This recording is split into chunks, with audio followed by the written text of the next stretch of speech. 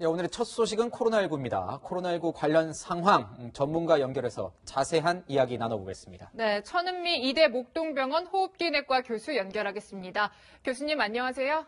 네, 안녕하십니까. 네, 교수님 오늘 신규 확진자가 355명입니다. 300명대로 줄어든 게 닷새는 아니지만 주말 영향도 좀 있어 보이고요. 또 방역 당국도 현재 확진자 수가 증가하고 있는 상황이고 감염 재생산 지수 값도 이를 약간 상회하는 수준이라고 설명을 했습니다. 교수님 어떤 의미로 저희가 해석을 하면 되겠습니까?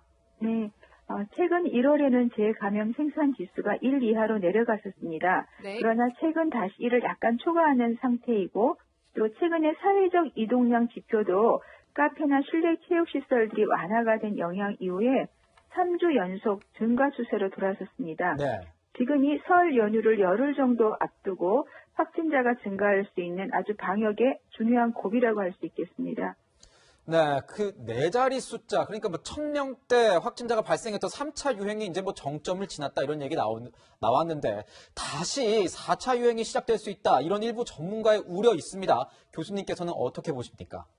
4차 유행이 시작된다고 보기보다는요.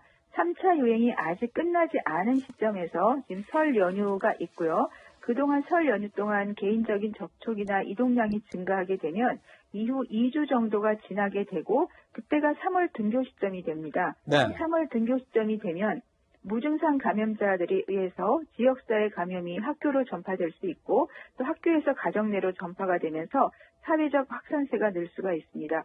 또 걱정스러운 것은 혹시라도 국내에 이미 변이 바이러스가 들어와 있다면 젊은 층을 감염을 잘 시키는 특성상 4차 대유행이 올 수도 있다고 생각합니다.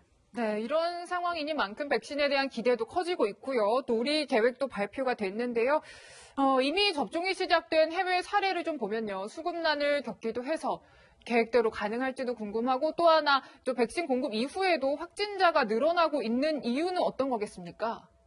네, 백신 수급이 전 세계적으로 원활하지 않아서 예. 유럽과 미국엔 중단 사태가 오고 있기 때문에 국내도 분명히 일부분 수급에 어려움이 예상이 됩니다. 국내에는 대부분이 2분기 이후에 접종 가능성이 높기 때문에 그때까지는 개인 수칙이 매우 중요하리라 생각합니다. 네. 또한 백신 접종이 아직은 전 세계적으로 아주 일부분에서만 되고 있어서 집단 면역이 이루어지지 않은 상태고 변이 바이러스 문제로 인해서 확산세가 지금 아직은 가라앉지 않고 있습니다. 백신 접종을 마치더라도 그동안에는 마스크 착용을 계속 착용을 해줘야 됩니다. 특히 무증상 감염자나 이미 감염이 된 경우라도 변이 바이러스에 의해서 감염된 사례가 남아프리카 공화국의 3분의 1 이상 있기 때문에 네. 개인 수칙이 매우 중요하다고 생각합니다. 네. 교수님이 국내에서 가장 먼저 이제 접종될 백신은 아마 아스트라제네카가 되겠죠. 그런데 유럽에서요, 이 고령층의 이 효능이 떨어진다 이런 논란이 일고 있어요. 오늘 국내 첫 전문가 자문회의가 열린다고 하는데 사실상 고령층이 우선 접종 대상이라 관심이 큽니다. 어떻게 보십니까? 네, 아스트라제네카는 임상 1, 2상에서는 고령층에도 중화항체가 젊은 층만큼 형성된다는 보고가 있었지만 임상 3상에서 56세 이상이나 특히 70세 이상이 4% 미만으로 매우 임상 연구자 수가 적습니다. 파이자 같은 경우는 56세가 42%가 넘는데 반해서 고령층의 어떤 임상 연구 수가 적다 보니까 고령층에 대한 예방률과 안정성이 부족하다는 면에서 독일에서는 65세 미만에서 접종을 권고하고 있지만 유럽 같은 경우는 백신 수급이 어렵기 때문에 전 연령의 접종을 지금 권고한 상태입니다. 네. 또 하나 문제는 아스트라제네카는 접종 간격이 6주에서 8주 이내인 경우와 8주 이상인 경우에 예방률이 다릅니다. 53%에서 65% 차이가 있고요.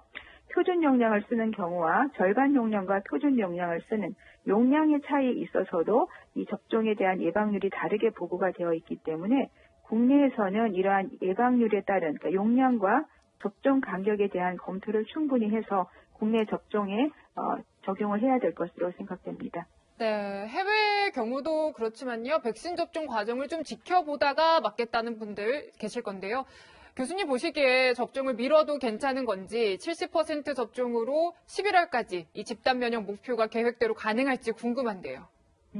18세 미만과 임산부는 지금 접종이 권고되지 않기 때문에 제외를 하고, 그러면 70%라고 하는 것은 전 인구가 대부분 접종을 해야 되기 때문에 시간이 매우 촉박합니다. 가능한 접종 시기에 접종을 하는 것이 필요하고요. 그러나 개인적 건강 상태를 고려해서 접종을 하도록 해야 될 것 같습니다.